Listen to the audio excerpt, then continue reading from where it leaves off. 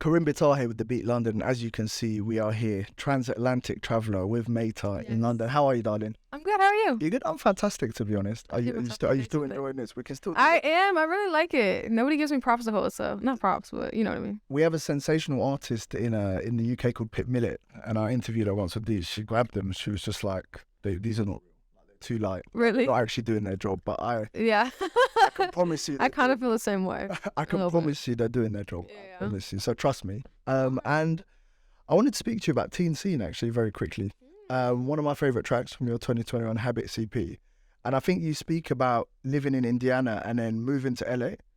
And yes, would that be accurate, me saying that? Yeah, and it took me a second, but yes, that's true. It's true. It is true. I was 2021. It was a long time ago. And in my head, anyone who goes to LA comes back and it's like Marmite. They say they either think it's the greatest place in the world or they hate it completely. What's your opinion on LA?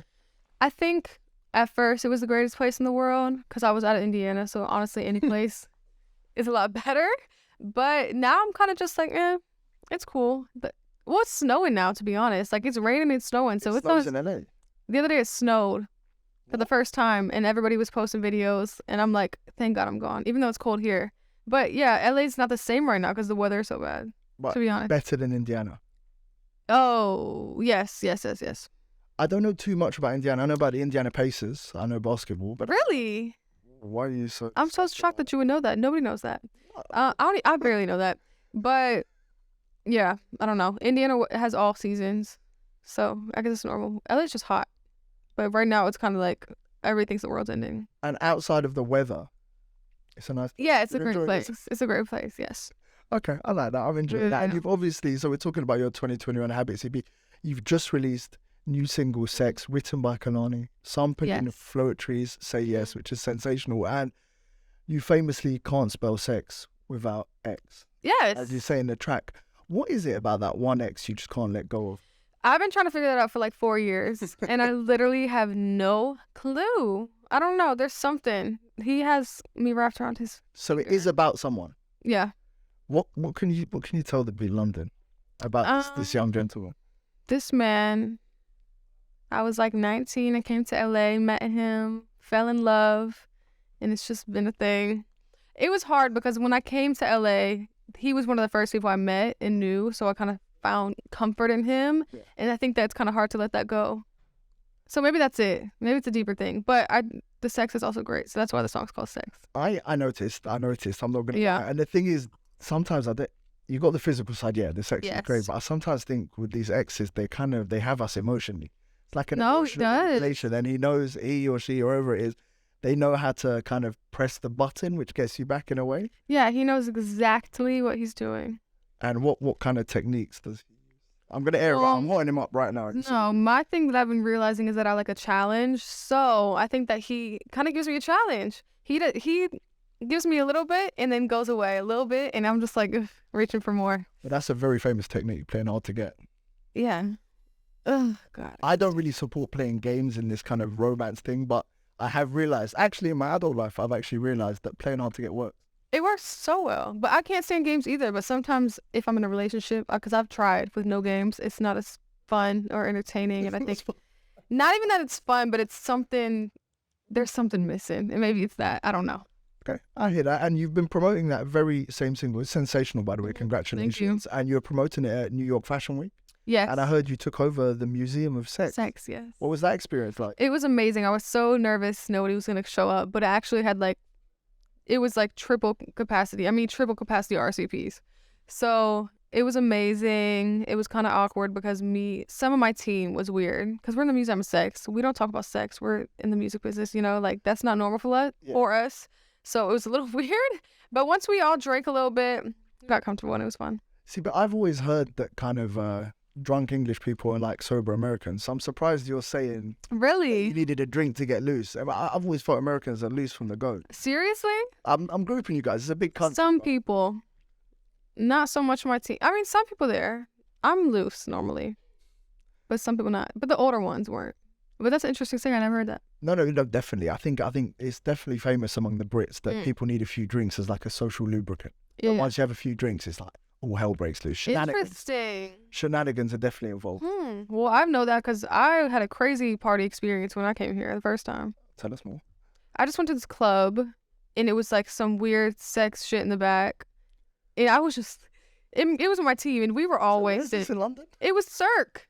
Oh, okay, of course. But this girl was like dressed, they were all dressed as like naked. It was just weird. And then my team was drunk, so they were into it. And I was kind of like I had videos on my phone. I watched them like, what was going on? But it was fun. Okay, so I think we need... Oh, then I went to the box too. That's not bad. So that was weird.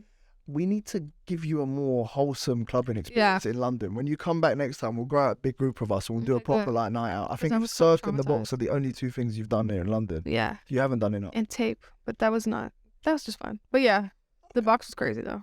I can imagine. Are you normally the crazy one on a night out as well? No, I usually start fights. I got a fight when I went to the box. What that mean? Can I please discourage you from starting fights? Huh? I used to do it when I was younger. It doesn't solve it. I don't start fights. Well, I just get aggressive. I like to I don't know. I like to aggravate people, but I'm like that generally, like in normal life. I think when I'm drunk, it's just heightened. I don't mind like a proactive personality, but aggressive, you don't need to do. I know, but it's drunk me. I don't have control over her. I hear that.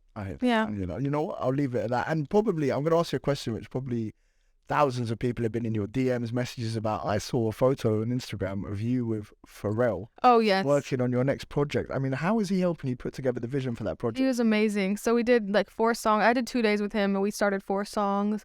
And we're starting my album. So after this next project I put out, I'm doing a Kaytranada project this summer. Then my debut album, we just started it like completely blank. And I think that he kind of wants to start creating the sound for that. So I'm really excited.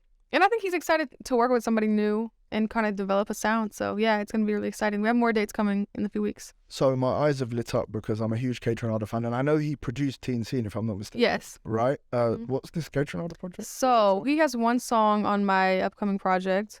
And then we did a few days and we have like 6 or 7 songs that we're just going to put out for the summer, for a summer Kaytranada. This summer? Yeah. Can I send you my email? Yes, of course. Can we get yes, I would love that. Please. It's amazing. Like 6 songs, dancey one. Like I'm so excited. So that's gonna be exciting too. Because he's sensational. You have a sensational voice. I can only see this. I can only see this being a success. Yeah, my voice feels very free and floaty on top of it. So it'll be good. But yeah, it's great. Also, speaking of you, I mean, you've done sensational things on your own, but speaking of you releasing stuff for other people, I saw you on the Vic Mensa track recently as well with Thundercat. Yes. That was sensational. I know, that's crazy. Vocals. What was that like? I know. So that I actually didn't even work with him in the studio. Omar, my A&R, knew that Vic Mensa needed a female voice on it, so he sent it to me. He was like, figure something out for this. So it took me a couple hours, and I just figured it out, and then ended up doing Colbert with him like a few months later, which was crazy. So yeah, it was easy though. It was quick. It took me 2 hours, and then yeah. Okay, well, I'm looking forward to both, to be honest. The next project comes out in April, if I'm not mistaken. Yes. And then we've got Kaytranada in the summer. April. Probably like June, July. And then a Pharrell influence project sometime. Yeah, after that. Okay. Yes. I hear that. I like that. Yeah. So we've had a lot of, we've had some serious questions about music. We've had some non-serious questions about nightlife in London, stuff like that. I thought we'd ask you a few questions, just related to, I was going to ask about sex, but I thought then it's slightly inappropriate. So let's ask about like kind of love and romance. Okay. I want to help you. Please. I've been taking all the advice I can. Let's get over the ex. Okay. With a few questions, and we're just going to kind of market it into the world. Okay. Yes. So I'm going to ask you a few questions, and then the whole world can know what you like and what you don't like. Okay. Sound good? Please. So what is your perfect idea of a first date? I'm anti-movie first date. No movie. I'm also like, you talk to them. What's the point? So weird. Yeah, I want the first date. If you don't know someone, it's just weird. Yeah, and it's like, yeah, exactly. I would say I don't like to feel in a date that I'm in a controlled setting where I can't get up, move. I think I need something where I feel free. Like, I don't even know what that would be.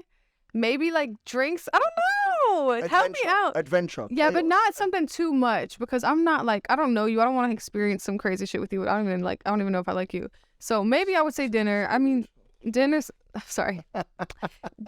easy, but I need a little drink because I get a little nervous sometimes. Or it's not even nervous, just kind of uncomfortable. So what are your thoughts on like something like controlled chaos, like go-karting? Or like you're going, I don't know, you're doing something fun, which is not too serious. That's you can fun. Get rid of them if you wanted to. Yeah, if I can get rid of them, that. And I also like to have other people around too. Because sometimes when you're stuck with somebody, it's weird. So. Other people you know, or just generally? I think other people I know, like group things. Maybe I like to get to know people in groups, I think. Because it's not one-on-one. It doesn't feel forced. It's like, maybe we all go out. Everybody knows I like this boy. They can give us our time alone, but, Oh, so people have to be informed. There's like a PR operation. Well, my friends will know because I have a big mouth and I tell my friends everything. Okay, but so I'll be like, I like this boy and this me and his night. I've actually brought my friends on a date before, which sounds crazy, but it wasn't. It was actually really fun. I kind of like this idea because it's almost like a safe setting, and then you can have fun, and then when it's time to go flirt and do your thing. And you can also see how they treat your friends, because that's an important thing to me. Are you listening? Yeah. You see. Treat my friends nice too. Yeah. Okay, so that's question number one. I like that. So we've basically landed on the idea of going out with friends. Yeah. They give you your alone time, and you better treat those friends correctly. Yes. That's number one. Now, we said what a perfect first date was. My second question is, what kind of things put you off? What's like a ick? What's a pet peeve? I did a whole list of my pet peeves today, and I had 5. I could do a couple. I'm saying not in life. I want a date. Of like you're on a date or someone does something. Or it was red flags, but I'll do icks. One is if I'm on a date, if you're treating people rude, like the waiter, things like that, I'm very heavy on that. Like, don't be rude to them. Because I'm watching you. I don't want to treat people like that. And I don't want to be with somebody. What'd you say? I was just going to say, sorry to interrupt you. It's all about treatment, like treating your friends, treating people. Yeah. I think it's important. Yes. I think a lot of times men will kind of sugarcoat things to you, but you see their real heart when you see them interact with people that they're not trying to maybe have sex with or be with, whatever. They don't want you. Men are trash. Basically men are trash. All men. Just kidding. I don't know if I can stretch for all men. I know some good people. Okay. I know some good people. There's a few left. I love how I'm not including myself. There's a few. I'm a good guy. There's a few. There's a few out there. So one of them is how you treat kind of service staff or people. Okay, cool. Another one. Today I was thinking about this guy. This isn't a date thing, but how you treat your pets. There's this guy that I know, and he does not take care of his animals, and it's just like, ugh, I don't like that. Like, take your dog on walks. He like leaves his dog inside all day. He's too lazy to take care of it. And it's like, no, you should be spoiling your dog. Can I just say Luke McCloskey behind the camera there takes his dogs on walks all the time. He was just showing Amika's colleague Naomi, his dog Charles. I'll show you the photo afterwards. Cutest dog. Really? Okay, then that's good. So hopefully a woman sees that and likes it because this guy knew. Oh, he's taken. Oh no. The good ones go. The good ones go, my friend. The good ones go. I will say, but. Okay, so treating humans well, treating dogs well. And also not calling... No, this isn't it. I'm going to say another one. Having 2 phones. I don't trust you if you have 2 phones. Everybody that I know with 2 phones. Do you have 2 phones? I don't, but I'm surprised at this one because what if it's just like an innocent job and you just need the 2 phones? No. People say that. You've been dating some dodgy guys. Actually, the worst guy I know only has 1 phone, so maybe that's not true. But then I know, for example, anyone in the city has like 2 phones, like investment bankers. Okay, well, maybe I'm wrong. I just know some people have a phone to be safe and a phone for play, and the play phone is a little messy, and it's like, no, I don't know. Okay, I hear you. And last question, last but not least, and I think this one we're pushing the boundary. Yeah. Okay, let's just say someone made it through the barrier, and the relationships become physical, and you guys are having sex and you're doing your thing. He's got control of the music in the bedroom. Which artist do you want him to pick? Maeta. I'm just kidding. And it can't be you. Never. Sorry, that was the last part. Yeah, have you ever had sex to your own music? Actually, good question. The songs have come on in playlists, but I would never put my own music on. But I'm not against it though. I'm not against it because I wouldn't be into that. But if it happens, which it has, like it wasn't weird.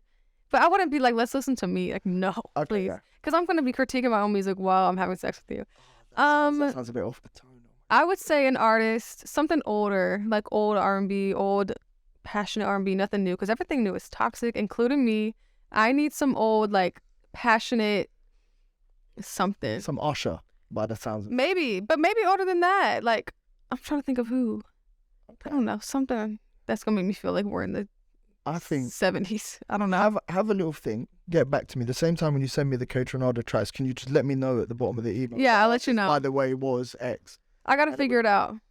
Sound good? Yeah, I will. All right, deal. I heard you're going to Paris next. Yeah. I wish you the best of luck, and thank you so much for sitting down. Thank you. By the way. Thank you so much. I love these questions. I have fun. We're great. I know. You're great. Thank you. Thank you, darling.